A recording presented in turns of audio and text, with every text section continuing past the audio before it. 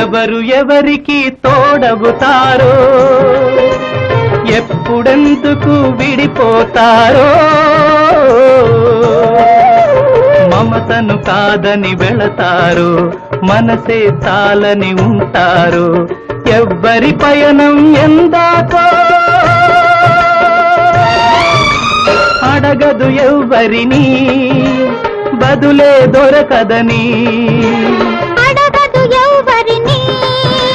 బదులే దొరకదని ఓ బాటసారి ఇది జీవిత రహదారి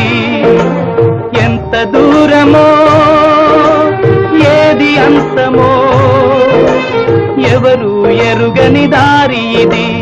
ఒకరికి సొంతం కాదు ఇది ఓ బాటసారి ఇది జీవిత